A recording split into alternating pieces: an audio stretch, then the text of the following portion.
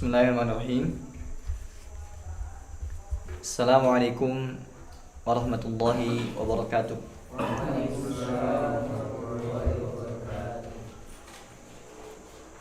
Alhamdulillah rabbil alamin.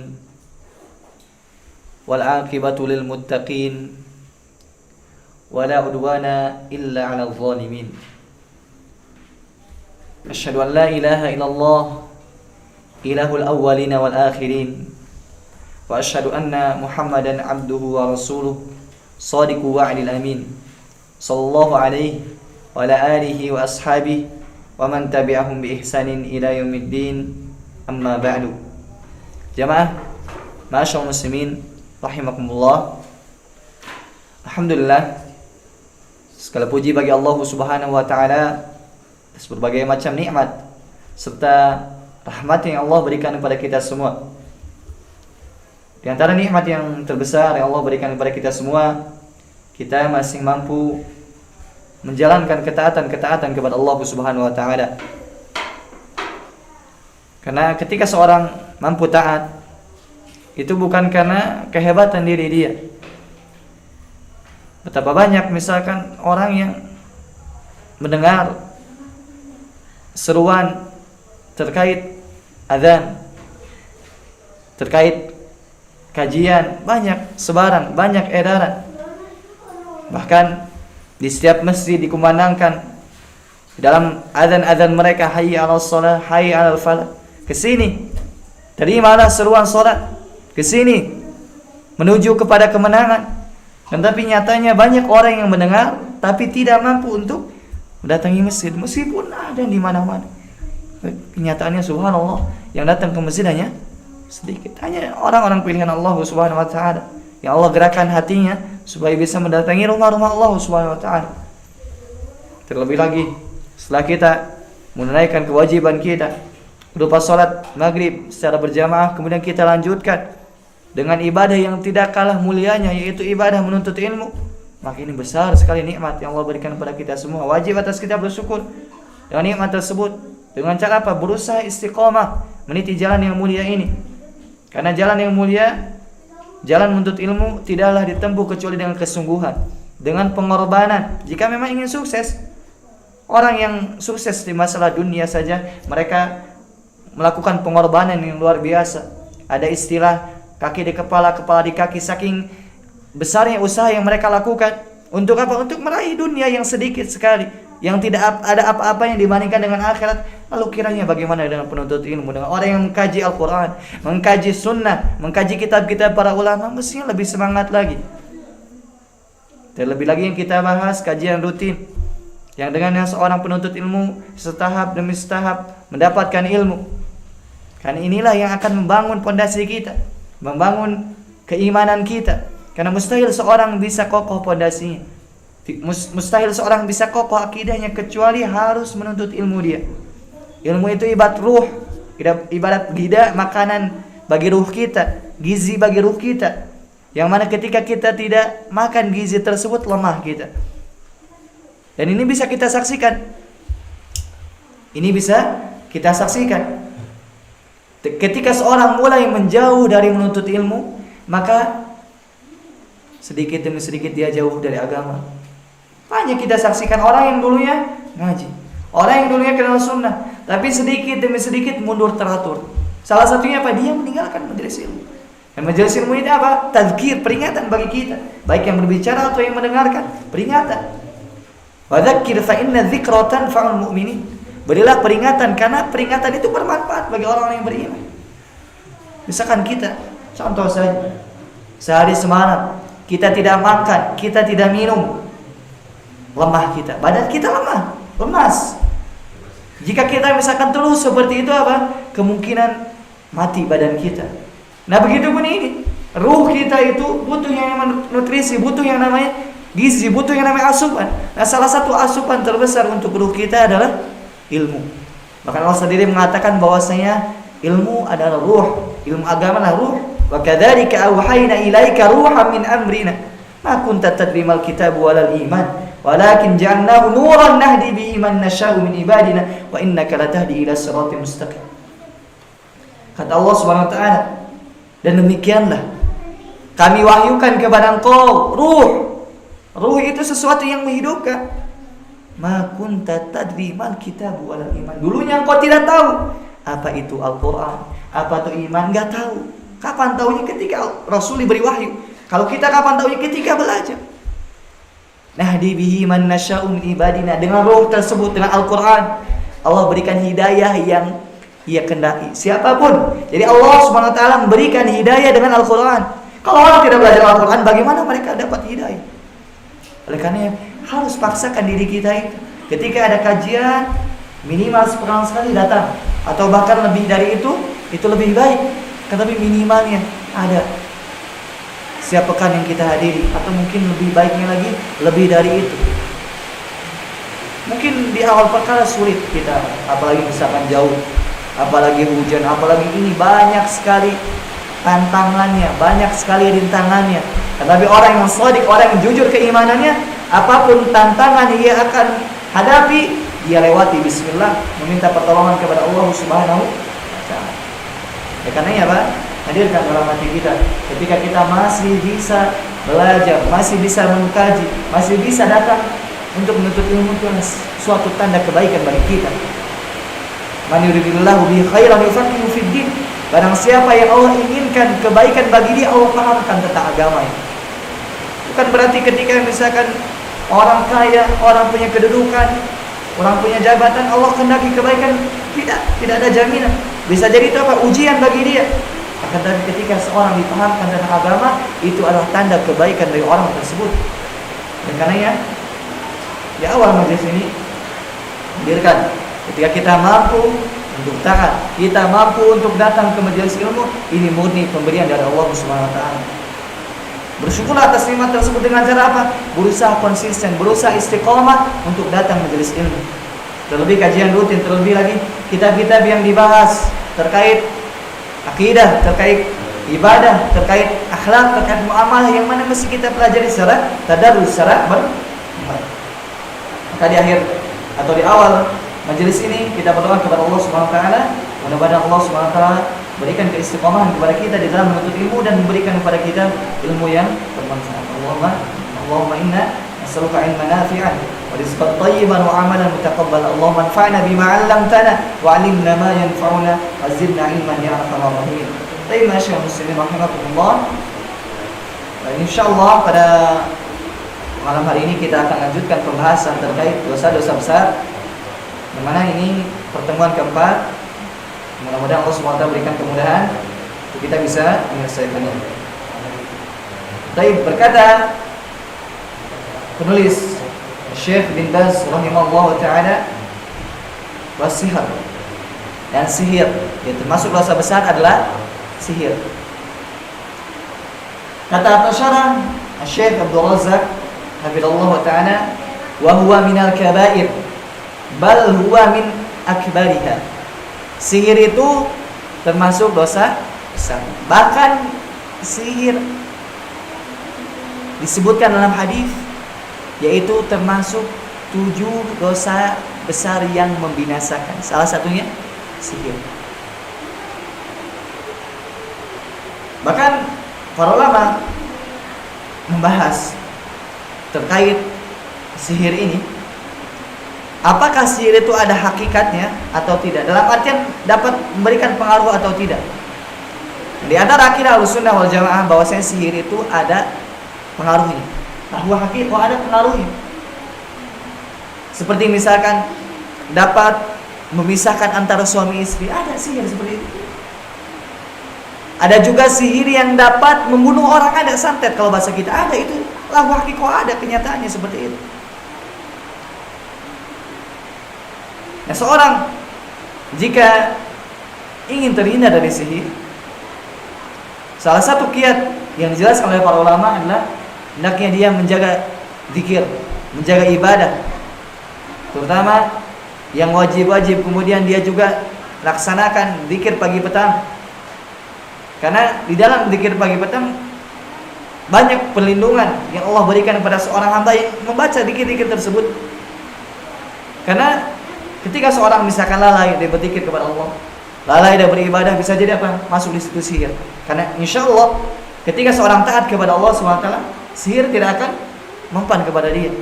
Bahkan disebutkan dalam hadis bahwasanya ketika seorang membaca salah satu zikir 100 kali, la ilaha illallah wahdahu la syarikalah lahul mulku wa lahul hamdu wa huwa ala kulli syai'in qadir, maka setan tidak akan mendatangi dia jika dia bacanya di pagi hari. Kemudian jika dia baca di sore hari, maka setan tidak akan mampu mendatangi dia. Karena sihir itu pengaruhnya apa? Dari setan. Oleh karenanya, para ulama menjelaskan bahwasanya sihir adalah kekufuran. Sebagaimana dijelaskan oleh penulis Abdullah Ta'ala, li'annahu kufrun billah. Yang namanya sihir itu adalah salah satu bentuk kekufuran kepada Allah SWT. Kenapa? Karena wasahiru la yakunu sahirun illa bil kufri wa syirki billah. Seorang tidaklah dia menjadi tukang sihir kecuali dia pasti melakukan kekafiran. Tidaklah seorang menjadi penyihir kecuali dia pasti melakukan kesyirikan. Ya, orang misalkan dia bisa menyantet, sebelum dia bisa menyantet pasti dia melakukan sesembahan kepada syaitan. Entah itu menghinakan Al-Quran, entah itu menghinakan syariat Islam. Bahkan ada khabar yang kita dengar bahwasanya para penyihir itu apa? Menghinakan Al-Quran dengan na'udzubillah, memberikan darah haid kepada Al-Quran yang mulia, Al-Quran Al-Karim. Ini kekufuran, dan nyata kekufuran. Nah, tidaklah penyihir bisa seperti itu kecuali apa? Dia memberikan salah satu bentuk ibadah kepada syaitan, atau dia menghinakan syariat Islam. Oleh karena para ulama, dan ini sudah dipraktekkan oleh Umar bin Khattab, pelaku sihir itu dibunuh. Pelaku sihir dibunuh. Ini yang dipraktekkan oleh para sahabat, di antara Umar bin Khattab radhiyallahu anhu. Dan yang melaksanakan tentu bukan kita. Ketika misalkan kita berbicara tentang hudud, hukum syariat Islam, maka yang menjalankan bukan kita, yang menjalankan adalah pemerintah.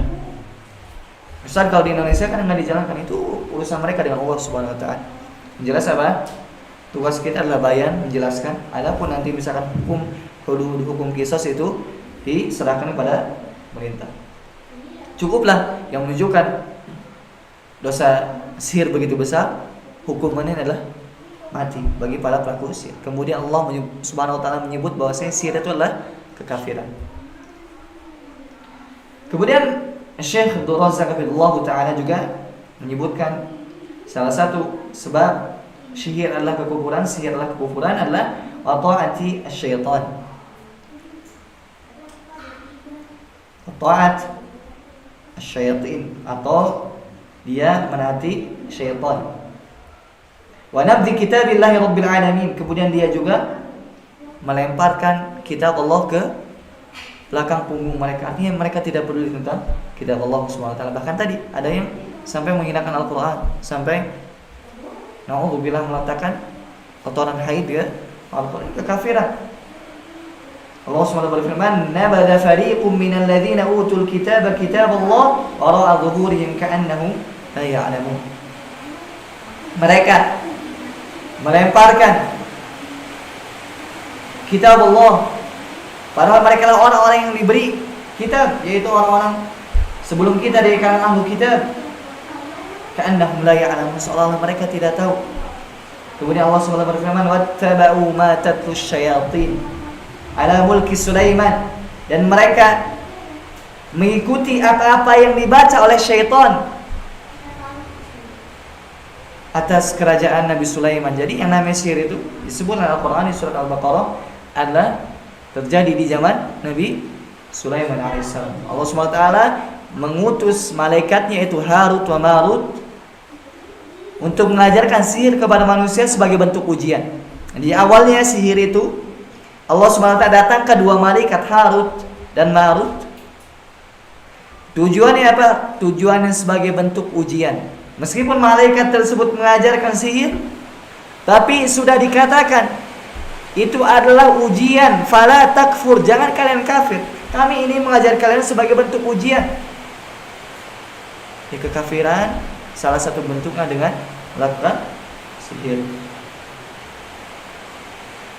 Kemudian Syekh Abdul Razak berkata, wa huwa kufrun billah, yang namanya sihir itu adalah bentuk kekafiran kepada Allah Subhanahu wa taala. Dalilnya apa?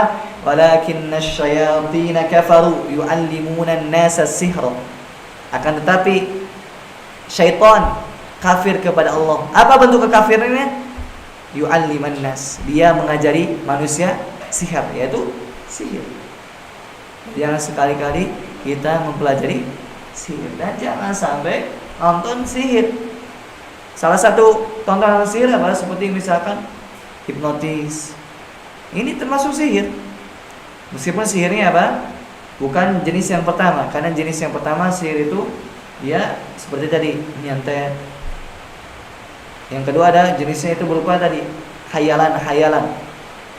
Seperti misalkan orang yang dia dihipnotis, kemudian dia tidur, kemudian dihayalkan padanya itu ada, misalkan ada sesuatu yang nikmat, ada kebun-kebun, ini sihir. Cuma sihir dalam jenis hayalan-hayalan. Karena sihir itu ada dua. Sebagian ulama mengatakan tiga. Yang pertama sihir yang tadi ada hakikatnya seperti membuat badan sakit. Itu ada sihir seperti itu. Terkadang orang yang disihir itu apa? Dia merasakan hal-hal yang aneh. Yang lebih parahnya tadi apa? Santet, itu sihir. Kemudian sakit di bagian tubuh tertentu. Kemudian ada sihir yang kedua, yaitu sihir yang berkaitan dengan hayalan. Dia itu tidak ada hakikatnya, cuma dihayalkan. Seperti tadi kita nggak tahu zaman sekarang masih ada tidak tontonan yang orang dihipnotis, kemudian dia tidur, kemudian hitung 1, 2, 3, kemudian dia tidur, kemudian dibayangkan dia disuruh sama pesulap tersebut supaya dia melakukan ini, dia melakukannya. Ini apa? Sihir juga. Nggak boleh kita menonton hal seperti itu. Kalau di bahasa kita apa? Sulap termasuk dari sihir. Tidak boleh untuk kita seperti itu. Misalkan ada di anak itu di kampung, belum lama, mungkin belum sampai setahun, ada yang pamer seperti itu. Jadi ada yang misalkan kuat di baco ini, debus itu, ada yang seperti itu sihir juga. Kalau misalnya kita mau datang untuk membuktikan kebatilan mereka, silahkan datang. Misalkan orang-orang pada nonton nih, ada debus di situ, kita datangkan bahwasanya hal tersebut batil. Kita datangi orang tersebut, kemudian kita ucapkan bismillah, kemudian baca ayat-ayat tentang sihir, kemudian seperti ayat kursi, kemudian trikul qul Allahu ahad, kemudian qul a'udzu birabbil falaq, qul a'udzu binnas, kita bacakan bismillah, kita benar misalkan pasti itu bekas lukanya, pasti itu. Karena itu apa? Hayalan saja. Sesuatu yang tidak nyata. Pasti ketika misalkan kita lukai mereka, bismillah bisa luka. Jika misalkan ingin membuktikan kebatilan mereka. Dan banyak misalkan orang yang subhanallah, ada yang sebagian orang itu jadi apa? Dikatakan orang pintar, padahal dia dukun. Orang-orang datang kepada dia, pengen ketemu atau pengen ngobrol sama ayah yang sudah meninggal dunia, pengen ngobrol sama ibunya yang sudah meninggal dunia. Nah, setan jin bisa ngaku sebagai orang tua tersebut. Misalkan si fulan ingin ngobrol sama orang tuanya, datang kepada orang pintar tersebut. Kemudian datang ke orang pintar, saya pengen ngobrol ke orang tua saya. Datangkan jin bisa, datangkan jin ngaku sebagai orang tua, dia bisa ngaku. Subhanallah, ini kalau kita nggak paham apa bisa tertipu. Tapi ada kisah menarik terkait yang jenis dukun seperti ini, yaitu memanggil ruh yang telah meninggal dunia. Kata mereka, Syekh Albani rahimahullah ta'ala mendatangi dukun yang seperti ini. Beliau kan Syekh Albani ahli hadis, ulama. Beliau datangi dukun tersebut. Kata beliau, saya mendengar bahwasanya engkau itu bisa mendatangkan ruh yang sudah meninggal dunia. Kata dukun tersebut, iya betul, saya bisa. Syekh Albani pintar. Ya udah, datangkan kepada saya ruh Imam Al-Bukhari. Kan Syekh Albani ahli hadis. Saya pengen ngobrol sama Imam Al-Bukhari. Saya ingin menanyakan tentang hadis. Ya, jin tentu bisa ngaku sebagai Imam Bukhari, tapi untuk ditanya ilmu hadis, nggak akan bisa dia. Jadi apa? Kalah orang sihir tersebut, dukun tersebut. Kenapa?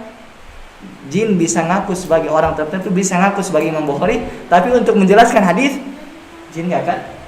Makanya apa? Hendaknya bagi kita berhati-hati ketika ada hal-hal yang ganjil seperti itu. Tanyakan, jangan sampai tertipu oleh para penipu. Yang sebenarnya orang pintar itu, mereka orang bodoh yang dikatakan orang pintar seperti bisa ini, bisa itu. Ketika hilang barang bisa tanyakan. Meskipun berkedok sebagai orang pintar, kita katakan apa orang bodoh yang seperti itu. Kenapa? Hakikatnya mereka melakukan sihir. Dan para ulama menjelaskan bahwasanya sihir yang dihukum mati pelakunya adalah sihir yang jenis pertama tadi, yang sihir dalam artian menyantet, kemudian melakukan mara bahaya. Nah ini dihukumi mati, dihukumi mati oleh mereka para ulama, dan yang menjalankannya adalah pemerintah. Wallahu a'lam bishawab. Kemudian Allah Subhanahu wa taala ketika menyebutkan ayat tentang sihir, Allah Subhanahu wa taala mengutus malaikat Harut dan Marut. Allah mengatakan, "Wa ma kafara Sulaiman."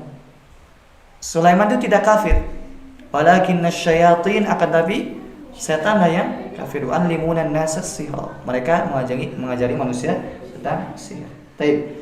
Jamaah muslimin rahimakumullah, wasihru ibaratun an azaima wa ruqan wa uqadin tu'athiru fil mashhuri fi qalbihi wa badanihi wa malihi. Yang artinya sihir adalah sejenis mantra-mantra atau jimat-jimat atau buhul-buhul yang memberikan pengaruh kepada orang yang disihir. Ya, misalkan nih, kita terkadang ada yang namanya isim, kalau bahasa Sunda itu apa? Kayak digantung di tembok-tembok, di dinding-dinding. Ini juga sihir. Gak boleh pasang seperti itu. Sudah apa? Cabut kemudian bakar saja. Bahkan di antara talbis iblis, penyamaran iblis supaya namanya sihir itu lancar, dia pakai ayat-ayat Al-Quran, tapi dalam bentuk menghinakan. Subhanallah, ayat Al-Quran dipisah, dipotong-potong ayatnya, kemudian pakai aksara atau huruf-huruf yang gak jelas. Ini ada indikasi sihir.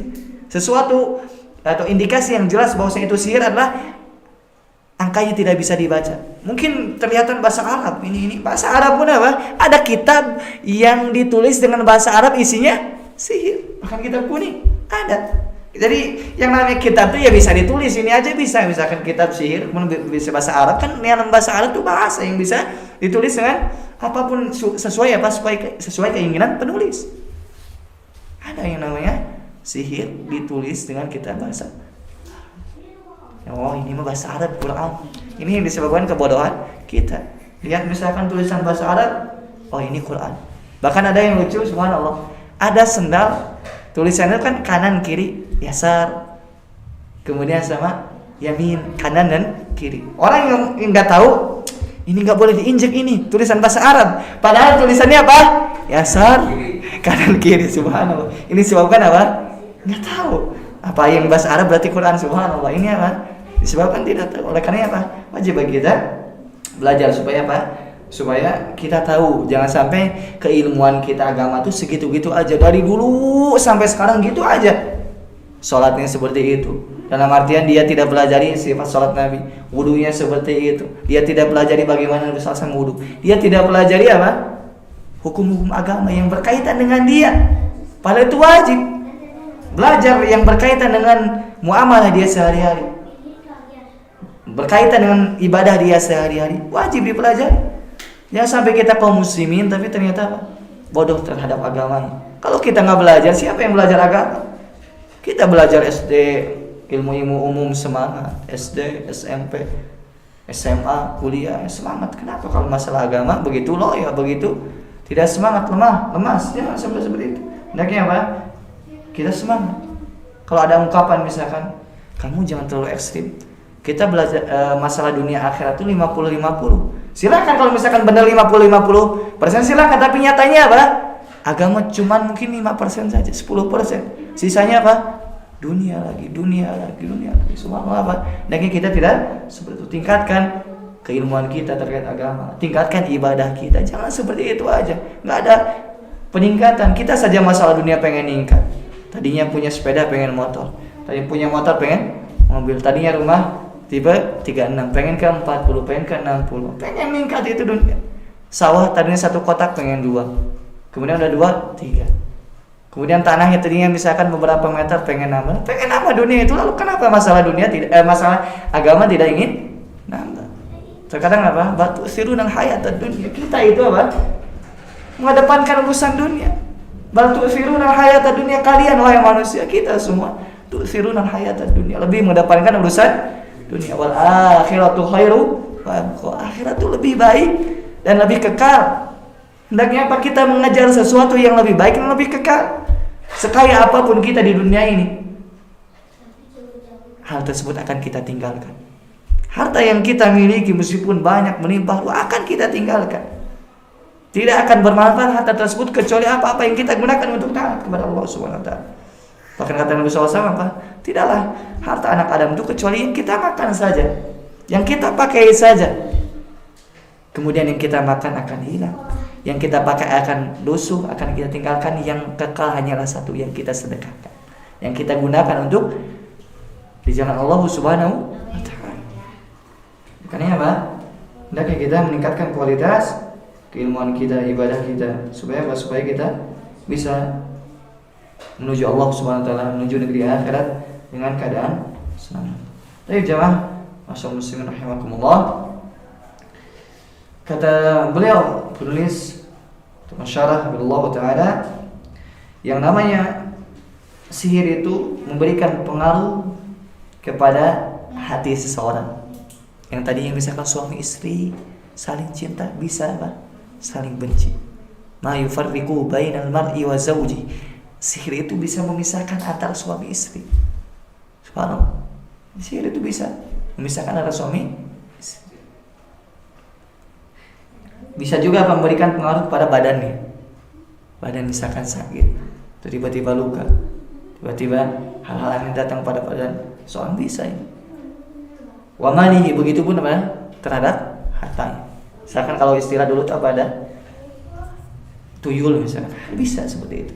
Dia bekerja sama dengan jin, kemudian jin tersebut apa? Mengambil harta seorang, bisa seperti itu. Tetapi ingat, ini semua biiznillah, dengan izin Allah. Tidaklah sihir itu berpengaruh kecuali dengan izin Allah SWT. Oleh karena ketika kita bersandar kepada Allah, kita memperbaiki ibadah Allah, maka insya Allah kita akan dijaga oleh Allah SWT supaya tidak terkena sihir. Jemaah muslimin rahimakumullah. Kata beliau juga, wa minhu ma yufarriqu bainal mar'i wa zawji. Yang namanya sihir itu bisa memisahkan antara suami istri. Bahkan faminas sihri ma yaqtul. Ada sihir yang jenisnya itu sampai membunuh. Nah, bagi misalkan ada penyihir, penyantet sampai membunuh orang lain, maka hukumnya pakai qisas, dibunuh dia. Wa minhu ma yumrid, bahkan sebagian lagi ada yang membuat orang sakit. Wa sihru minhu ma lahu haqiqah wa minhu ma huwa mujarradu khayal. Sihir itu ada yang memang memberikan pengaruh seperti tadi, membunuh, memberikan luka, memberikan rasa sakit. Ada juga yang hanya sekadar hayalan saja, sebagaimana yang sudah dijelaskan. Qala bal alqu فَإِذَا حِبَالُهُمْ وَعِصِيُّهُمْ يُخَيَّلُ إِلَيْهِ مِنْ سِحْرِهِمْ أَنَّهَا تَسْعَى. Allah SWT menceritakan tentang dialog antara Nabi Musa dengan para penyihir. Ketika Nabi Musa mengatakan, apakah saya yang melempar atau kalian yang melempar terlebih dahulu? Kata Nabi Musa, bahkan kalian yang melempar duluan. Kemudian kata Allah SWT, فَإِذَا حِبَالُهُمْ وَعِصِيُّهُمْ يُخَيَّلُ إِلَيْهِ مِنْ سِحْرِهِمْ أَنَّهَا تَسْعَى. Ketika Nabi Musa melakukan dialog dengan para penyihir, penyihir tersebut pertama melemparkan tali-tali mereka, melemparkan tongkat-tongkat mereka. Kemudian dihayalkan kepada Nabi Musa seolah-olah apa? Tongkat tersebut, seolah-olah tali tersebut ular yang berjalan. Ini hayalan, padahal tongkat, padahal tali, tapi dihayalkan kepada Nabi Musa oleh penyihir tersebut sebagai ular yang berjalan. Ini apa? Hanya sesuatu yang hayalan saja. Kemudian jemaah muslimin rahimakumullah, falahu alladhi lahu haqiqah lahu ta'thirun fil mashhuri min mautin aw mardin aw tafriqin baina az-zawjaini aw ghairi dzalika. Sihir yang jenis pertama tadi yang punya hakikatnya itu bisa memberikan pengaruh kepada orang yang disihir. Seperti apa? Mati. Bisa orang mati disebabkan sihir ada. Kemudian ada juga yang sakit disebabkan sihir. Ada juga yang tadinya suami istri saling suka, kemudian disebabkan sihir apa? Mereka malah saling membenci kemudian pisah. Kemudian ini bisa terjadi.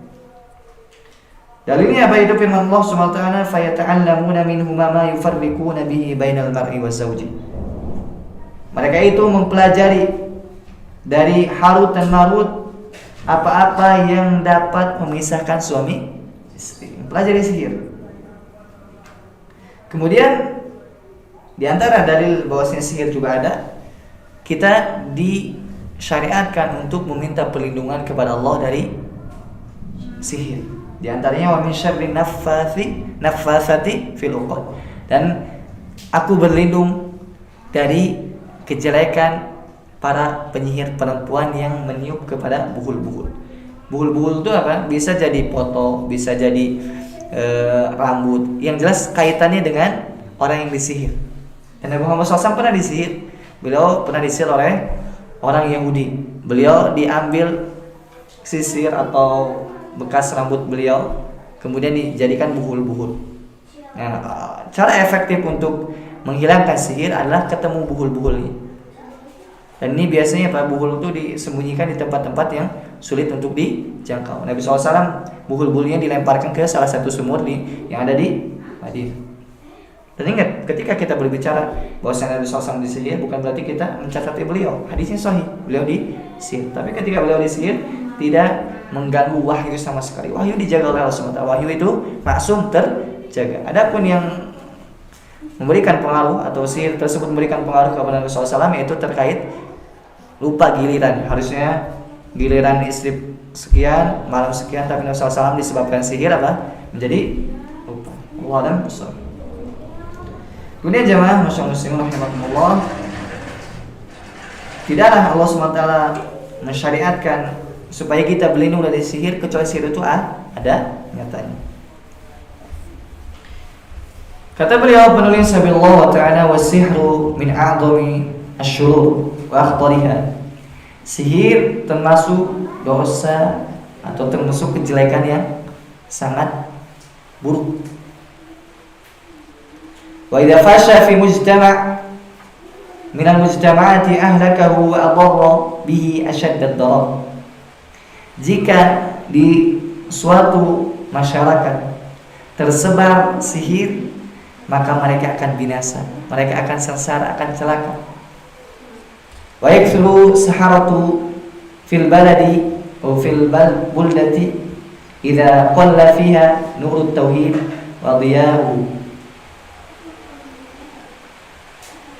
Ketika sihir itu tersebar di suatu negeri, itu disebabkan apa? Sedikitnya cahaya tauhid.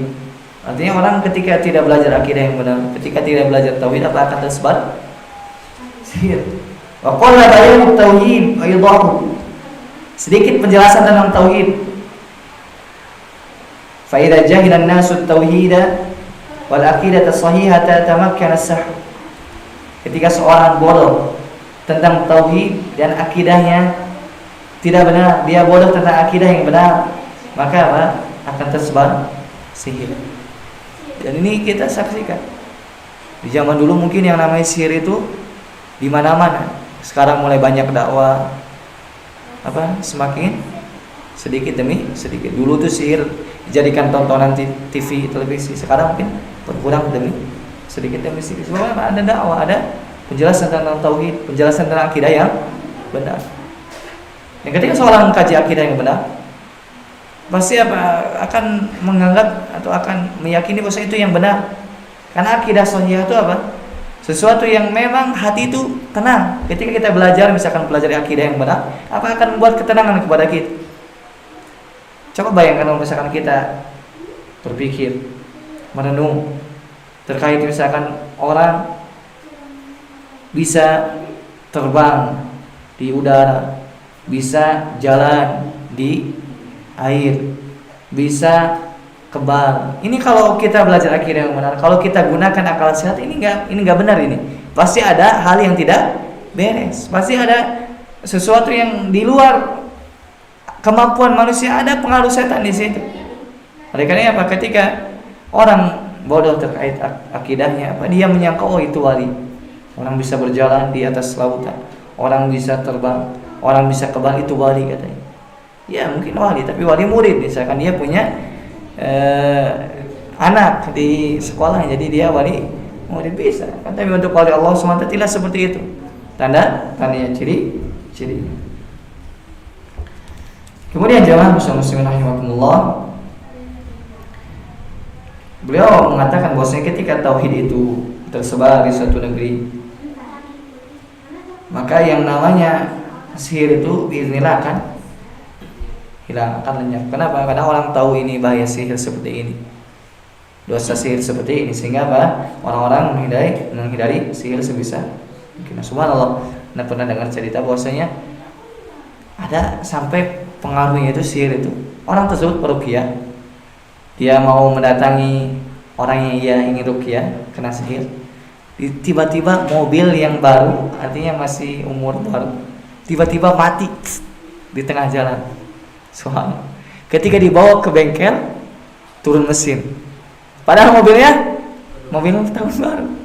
Subhanallah, ini adalah pengaruh sihir, bisa membuat mobil yang harusnya lancar, dia mesinnya sampai macet, bahkan sampai turun mesin. Subhanallah, ini ada hakikatnya. Karena yang mau tidak jadi peruqyah, resikonya seperti itu. Tapi itu semua apa dengan izin Allah Subhanahu wa ta'ala. Kemudian kita lanjutkan ke pembahasan selanjutnya. Qala rahimahullah wa qatlu nafsin allati haramallahu illa bil haqq. Di antara dosa besar adalah membunuh jiwa yang Allah haramkan tanpa alasan yang benar. Misalnya seorang membunuh orang lain tanpa alasan yang dibenarkan oleh syariat, ini termasuk dosa besar. Seorang bisa ditumpahkan darahnya atau boleh ditumpahkan itu dengan salah satu dari tiga. La yahillu damu mri'in muslim illa bi ihdas salas. Tidak halal darah seorang muslim, tidak boleh ditumpahkan kecuali dengan salah satu dari tiga. Yang pertama, as-sayyibuz zani, orang yang dia itu sudah menikah kemudian berzina. Misalkan orang sudah menikah secara syar'i, dia melakukan akad nikah kemudian dia berzina, maka hukuman orang seperti ini dirajam. Kemudian yang kedua, an-nafsu bin-nafsi, yaitu dia membunuh orang lain, maka ini juga diqisas. Kemudian yang ketiga adalah orang yang murtad dari agamanya.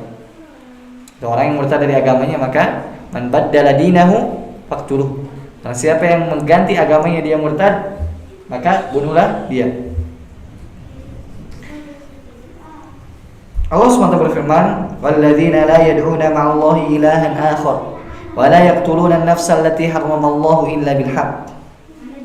Allah SWT menyebutkan salah satu sifat ibadur rahman, hamba Allah Maha Penyayang, yaitu la yad'una ma'allahi ilahan akhar. Dia tidak melakukan syirik, dia tidak memberikan peribadahan kepada selain Allah Subhanahu wa taala. Kemudian selanjutnya wala yaqtuluna nafsa, dia tidak membunuh satu jiwa pun illa bil haqq, kecuali dengan alasan yang benar. Kemudian beliau juga Allah taala membawakan firman Allah, wa may yaqtul mu'minan muta'ammidan fajazaohu jahannam. Barang siapa yang membunuh seorang mukmin dengan sengaja, maka balasannya adalah neraka Jahannam. Dosa yang besar sekali, diancam dengan neraka Jahannam. Wa hadha dalilun ala anna qatla nafsil ma'sumah kabiratun min kaba'iri dzunub. Ini dalil bahwasanya membunuh jiwa yang dijaga oleh Allah tidak boleh ditumpahkan, termasuk dosa besar. Wa 'azimatun min 'adhaimil atham, termasuk dosa yang sangat besar. Qad jaa fi sunnati ahadits katsiratun jiddan fi tahdhiri min hadhihi al-kabirah wa bayani khuturatiha. Banyak hadis yang berbicara tentang peringatan terhadap pembunuhan, penjelasan tentang bahaya bunuh. Wa annal mar'a la yazalu fi fushatin min dinihi ma lam yusib daman haraman. Seorang muslim dia berada dalam kelapangan agamanya selama dia tidak menumpahkan darah orang lain. Dia menumpahkan darah orang lain adalah hal yang sangat besar dosanya. Li'annahu idza asaba daman haraman bi an qatala shakhsan amdan asbah hadzal maqtul asman lahu yaumil qiyamah. Karena jika dia membunuh orang lain, menumpahkan darah orang lain dengan sengaja, maka orang yang dibunuh ini akan menjadi musuh dia kelak pada hari kiamat. Ya betul, misalkan orang yang ketika dibunuh, kemudian keluarganya bisa nuntut supaya orang tersebut dibunuh, atau bisa nuntut supaya dia ganti rugi, bisa jadi. Akan tetapi untuk hak orang yang dibunuh kelak bisa jadi apa? Nanti jadi musuh, nuntut dia di hari kiamat. Ini bukan masalah kecil, dosa membunuh itu. Hunaka haqqun li awliya'il maqtul. Di sana ada hak bagi orang-orang yang keluarganya yang dibunuh. Qad ya'funa anhu bi muqabil. Bisa jadi keluarganya apa? Memaafkan dengan tadi kita memberikan misalkan kafarah, diberikan apa? Bayaran supaya dia ridho, keluarga dia ridho. Atau bisa jadi keluarganya tuh saya memaafkan. Tetapi orang yang dibunuh apa? Bisa jadi kelak di akhirat alhamdulillah bisa menuntut kepada orang tersebut. Karena ya terkait darah ini hendaknya kita berhati-hati. Karena masalahnya masalah yang besar, bukan masalah kecil.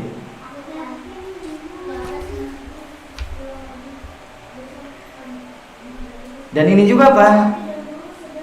Termasuk di dalamnya bunuh diri. Jadi termasuk dalam kategori membunuh jiwa yang tidak diperbolehkanlah bunuh diri. Bunuh diri juga apa? Dosanya besar. Bahkan orang yang bunuh diri akan dibangkitkan dalam keadaan sebagaimana dia mati. Kalau dia mati dengan pisau misalkan tangannya, dia akan dibangkitkan dalam seperti itu. Jika dia misalkan melemparkan dirinya dari gedung yang tinggi, dia akan dibangkitkan dalam keadaan seperti itu. Dosa besar. Dan orang yang bunuh diri biasanya apa? Dia putus asa terkait dunia. Dia putus asa dan masalah dunia. Dia sudah tidak mampu melewati masalah yang ia hadapi. Dia apa solusinya? Bunuh diri. Padahal ini bukan solusi. Justru apa? Malapetaka bagi dia. Yang ada bukan menyelesaikan masalah, bunuh diri itu apa? Menambah masalah. Sebagian orang apa? Mengatakan bunuh diri adalah solusinya. Bunuh diri adalah menambah masalah di atas masalah. Sudah ada masalah yang tidak bisa diselesaikan. Justru apa? Menambah masalah kan? Bunuh diri. Kalau ada masalah, hendaknya apa? Perbaiki ketakwaan kita kepada Allah SWT. Bukan justru sebaliknya. Bukan ketika ada masalah semakin jauh dari Allah SWT, melakukan hal yang haram. Allah berjanji ketika seorang bertakwa, Allah akan berikan solusi dari permasalahan-permasalahan. Wa may yattaqillaha yaj'al lahu makhraja. Barang siapa yang bertakwa kepada Allah, Allah jadikan solusi dari permasalahan yang ia hadapi. Wa yarzuqhu min haitsu la yahtasib. Dan Allah berikan rezeki dari arah yang tidak disangka-sangka. Kemudian kita lanjutkan sebentar lagi. Di antara dosa besar adalah waktu malil yatim, yaitu memakan harta anak yatim. Subhanallah. Di antara syariat Islam yang indah, yaitu ketika ada orang yang lemah dijaga. Di antara orang lemah adalah orang yatim. Orang yatim itu siapa? Yaitu orang yang ditinggal ayahnya ketika belum balik. Misalkan orang masih kecil belum balik, ditinggal ayahnya, ini dikatakan anak yatim. Adapun sudah besar, sudah balik, maka bukan anak yatim meskipun orang tuanya, meskipun ayahnya meninggal dunia. Allah SWT berfirman, innal ladzina ya'kuluna amwalal yatama zulman innama ya'kuluna fi butunihim nar. Sesungguhnya orang yang makan harta anak yatim zalim, tidak benar. Dalam artian dia makan harta anak yatim dengan seenaknya sendiri. Karena memakan harta anak yatim, jika misalkan orang yang mengurusinya itu kurang mampu, maka diperbolehkan. Ini diperbolehkan sesuai dengan kadar kecukupan dia, misalkan buat makannya saja.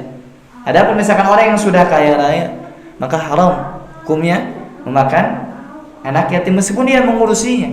Ya, orang yang boleh memakan harta anak yatim ketika orang tersebut menjadi pengurusnya, kemudian dia orang miskin, maka boleh bagi dia memakan sesuai dengan kadar.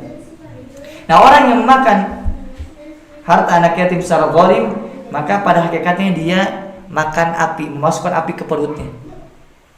Ini hakikat bagi orang yang memakan harta anak yatim. Wa hadza fihi anna akla malil yatim min kaba'iril mujibati lidukhulin nar yaumil qiyamah.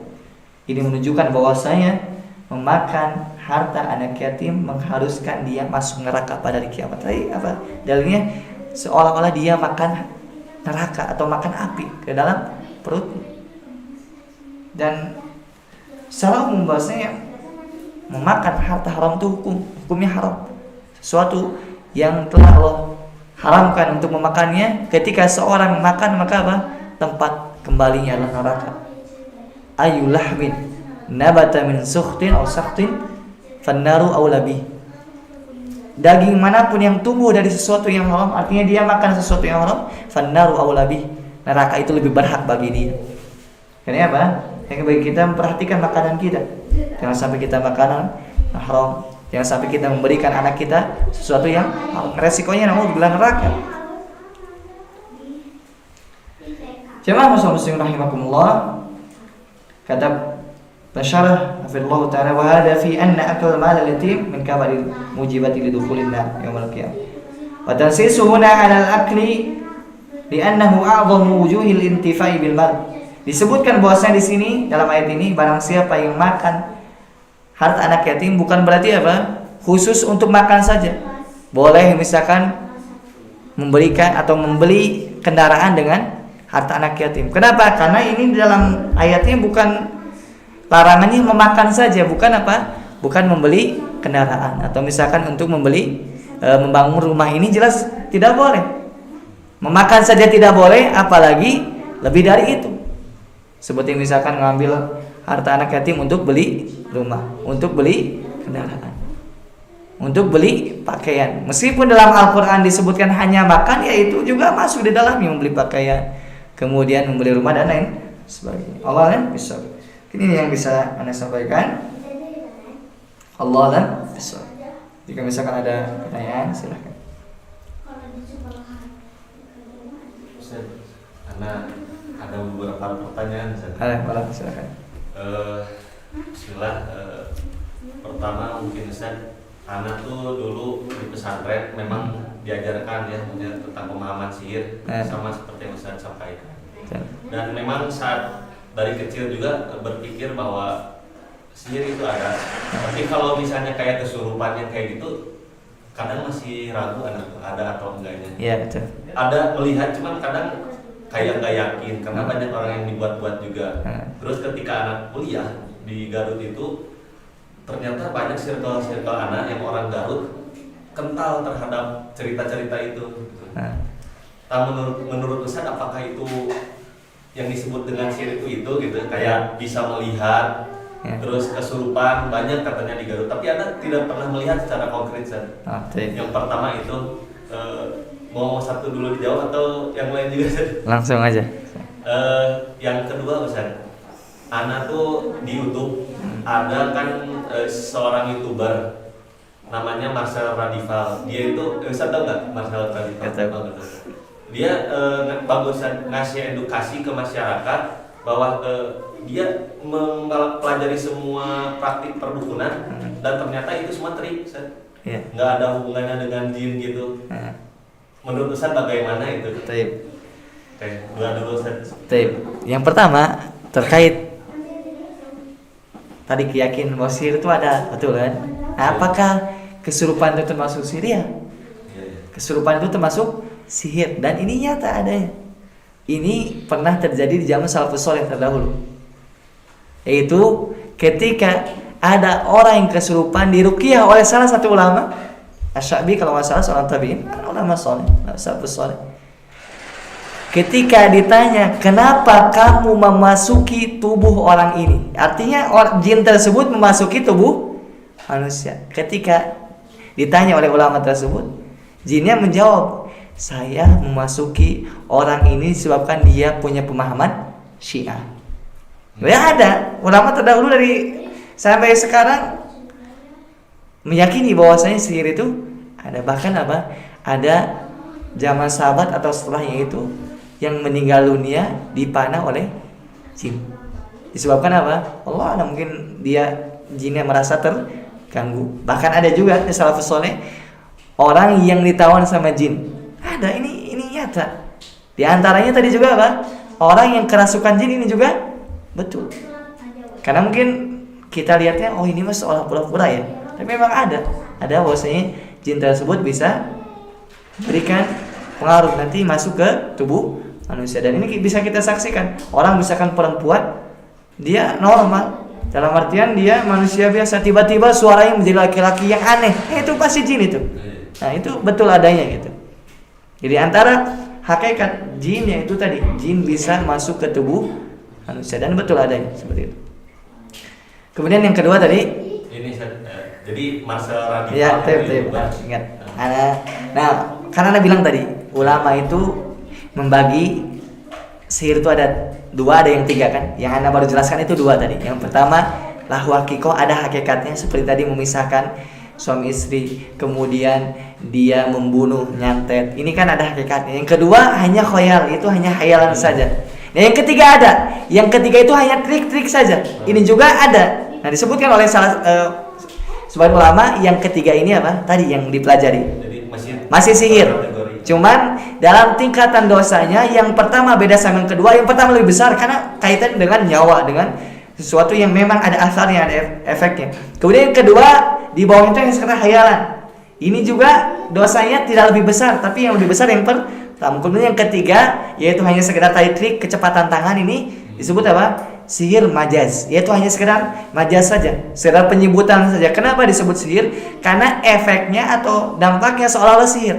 Seperti itu. Allah bisa. Cukup? Satu lagi Ustaz. Ana di bimbingan konseling Ustaz. Nah, ada beberapa relasi saya di psikologi juga. Ini tadi kan Ustaz ngebahas hipnosis juga ya. Ternyata ketika dari dulu emang stigmanya hipnosis itu penipuan ya. Yeah. Ternyata ketika Ana dikasih pemahaman sama orang psikolog, ternyata hipnosis itu pertama kali adanya untuk pengobatan Ustaz. Pertama kalinya. Ya, Ana mau tanya juga gini, maksudnya ada seperti contohnya orang yang takut nasi itu bisa disembuhin dengan hipnosis, tapi bukan dalam kategori ini tuh dimanipulasi, tapi dengan cara di treatment gitu, di treatment dikasih biar stigmanya hilang gitu. Itu bagaimana? Itu boleh, itu kan boleh. Ilmu tajribat, artinya sesuatu yang dipelajari kemudian dipraktekkan kan itu boleh. Itu boleh. Misalkan orang asalnya tadi takut nasi, kan ada orang seperti itu, dia dilatih sedikit demi sedikit, misalkan ini boleh, ini masuk apa dalam jenis yang diperbolehkan oleh agama, karena hukum asal segala sesuatu apa boleh sampai ada dalil yang melarang. Kalau misalkan hal seperti itu bagus, ketika misalkan jadi psikolog kemudian melatih orang yang tadinya misalkan alergi sesuatu, benci sesuatu, ini boleh. Yang tidak boleh itu sampai tadi misalkan khayalan yang tidak ada manfaatnya atau justru membahayakan, ini tidak boleh. Hanya sekadar merubah mindset itu bagus sih. Misalkan tadi orang tidak senang nasi, bahkan mungkin takut, kemudian di treatment supaya dia bisa tidak seperti itu, yaitu sesuatu yang diperbolehkan. Suami, subhanallah wa bihamdika, asyhadu an la ilaha illa anta astaghfiruka wa atubu ilaik.